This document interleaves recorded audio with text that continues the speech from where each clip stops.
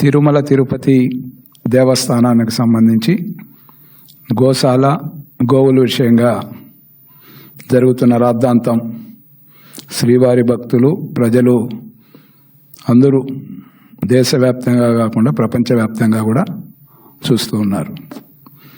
నిన్న జరిగిన సంఘటనలు సాక్షిగా మేము ఆడున్నాం. ఏదైతే మా యొక్క రాష్ట్ర అధ్యక్షులు పల్లా శ్రీనివాస్ రావు గారు చెప్పారో దానిపైన మాజీ TTD board chairman Karunakar Reddy చేసిన వ్యాఖ్యలు కానీ సవాళ్ళు కానీ చూసిన మీదట మేమందరూ కూడా ఎవరైతే ఉమ్మడి చిత్తూరు జిల్లా ప్రజాప్రతినిధులు ఎవరైతే ఉన్నామో తెలుగుదేశం పార్టీ ఎన్డీఏ కూటమికి సంబంధించి అందరూ కూడా 7 మంది ఎమ్మెల్యేలు, మిగతా నేను చైర్మన్గా యాదవ్ కార్పొరేషన్ చైర్మన్గా నేను, అదేవిధంగా ఎక్స్ ఎమ్మెల్సీలు, టీడీపీ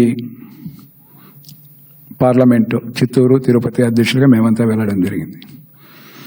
మేమంతా ఖచ్చితంగా కూడా పోలీస్ అధికారులకు కానీ వాళ్ళు ఏది చెబితే 1+2 లేదా 1+1 హాజరు కమ్మని చెప్పారు.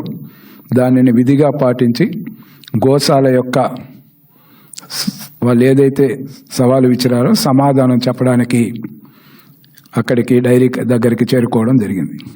9 గంటలకే వెళ్ళాం, 10 సంఖ్యలోనే. తరువాత ఏదైతే 10 గంటలకు కరుణాకర్ రెడ్డి చెప్పిన టైం అవుతుందో అప్పుడు లైవ్లోనే కోరడం జరిగింది. మీరు చెప్పారు, మేము సమాధానం చెప్పడానికి వచ్చాం. రెండేంటే భారీ ఎత్తున వాళ్ళ కార్యకర్తల్ని రౌడీ మూకల్ని పద్మావతిపురంలో కరుణాకర్ రెడ్డి ఇంటి వద్ద ఉంచుకొని పోలీసులు హౌస్ అరెస్ట్ చేశారు అని చెప్పారు. సూటిగా ప్రశ్నిస్తాను, మిమ్మల్ని హౌస్ అరెస్ట్ చేస్తే రోడ్డు పైన ఎలా పడుకున్నారు వచ్చి? ఒకటి సమాధానం చెప్పాలి. రెండోది, ఏదైతే గురుమూర్తి ఎంపీ మేము హౌస్ అరెస్టులు చేసి ఆడ ఇబ్బంది పెట్టుంటే గురుమూర్తి గారు స్పాట్కి ఎలా చేరుకున్నారు? ఇవన్నీ ప్రజలకు తెలియాలని.